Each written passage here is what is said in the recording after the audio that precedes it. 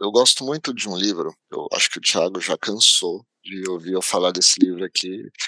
Eu acho que um monte de gente que assiste a gente já cansou também. Eu sempre trago ele, que é o Connecting the Dots do John Chambers, principalmente quando a gente fala de inovação, de mudança, de Quer? cultura. Fala de novo, não ouvi. Connecting the Dots Ah, do John Chambers, aquele chairman, ex-chairman da Cisco.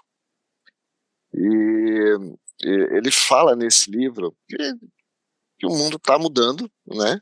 Ah, e as empresas hoje não competem mais com outras empresas, elas competem com as transições de mercado, né? E a gente está vivendo isso hoje, uma grande transição de mercado. E nessa transição de mercado, as habilidades das pessoas têm que mudar. A gente está falando aqui da cultura, de inovação, de segmentos que são mais abertos ou menos abertos para a inovação, está falando dos advogados, né, que também precisam evoluir, está falando do futuro. Então, nesse sentido que as habilidades precisam mudar, e ele também fala no livro que o conhecimento que trouxe as empresas até o ponto que elas estão, não necessariamente são os mesmos que vão levar a elas fazer elas continuar avançando. Então, nesse sentido, para onde que vocês olham o futuro e até o presente, porque a gente fica sempre falando de futuro, futuro, mas às vezes já é presente, né? Vocês estão mostrando aí muito do presente já, do setor jurídico e quais as habilidades, talvez, que o advogado, a minha filha, por exemplo, que quer fazer direito e é uma adolescente, que habilidade que ela tem que desenvolver? Para onde que vocês entendem que esse povo tem que começar a olhar agora? bom, já que o Thiago não te aguenta mais falar sobre o livro, eu vou falar uma frase que a Marie também não aguenta mais ouvir.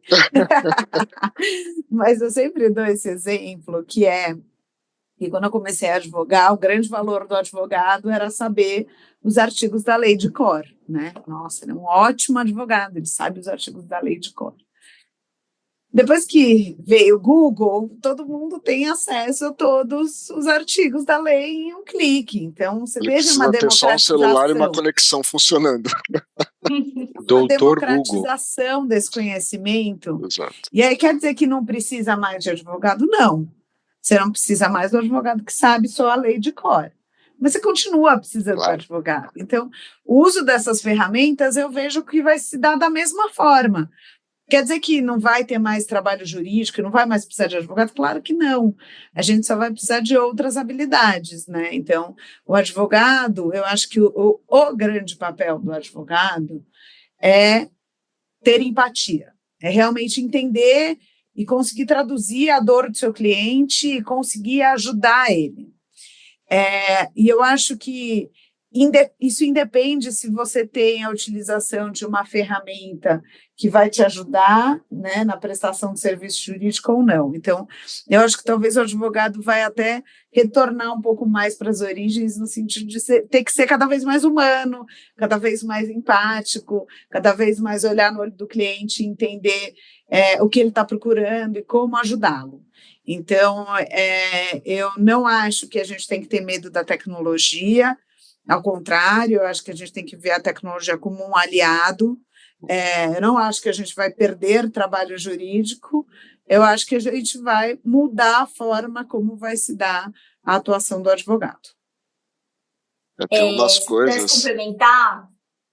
Desculpa, pode falar. Não, eu só ia falar que assim, tem algumas coisas que nunca vão deixar de existir com necessidade, né? A gente sempre vai precisar de comida, a gente sempre vai precisar de médico, a gente sempre vai precisar de advogado, sempre vai ter problema, ou situações que precisam de uma pessoa com conhecimento legal e tudo mais para nos ajudar a resolver. Então, assim, isso com certeza. Quando a gente fala com relação às habilidades dos advogados, tem uma professora de Harvard, a Michelle De Stefano, que inclusive ela lidera um movimento chamado Law Without Walls, que fomenta o empreendedorismo e essa troca de conhecimento no mercado jurídico, que ela fez um estudo com relação ao conhecimento dos advogados, né, as habilidades que eles têm, etc., versus a satisfação do cliente final. E é interessante a gente ver o seguinte, que essa parte que a Alissa comentou, né, você saber os artigos, você entender como que a lei se aplica ou não, hoje em dia é super básico. E aí, no gráfico dela tem como clientes não tão satisfeitos.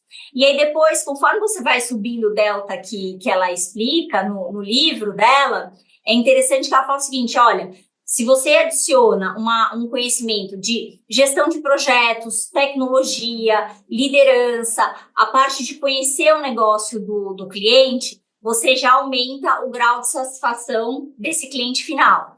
Depois ela sobe mais um patamar e fala, olha, a parte de colaboração, de você ser criativo na solução dos problemas, de você ter empatia, que a Alissa falou, você já sobe mais um patamar da satisfação do cliente. Aí, por fim, o que ela coloca é que a parte da inovação, da gente saber como inovar em uma determinada situação, faz com que, de fato, esse cliente ele fique extremamente feliz e satisfeito com os serviços que são prestados. Então, acho que isso traduz muito do que a gente vem falando aqui ao longo dessa conversa e o motivo pelo qual o Atix foi criado, que no final do dia é satisfazer o nosso cliente final da melhor forma possível e se antecipar aos desafios que eles nos trazem, né?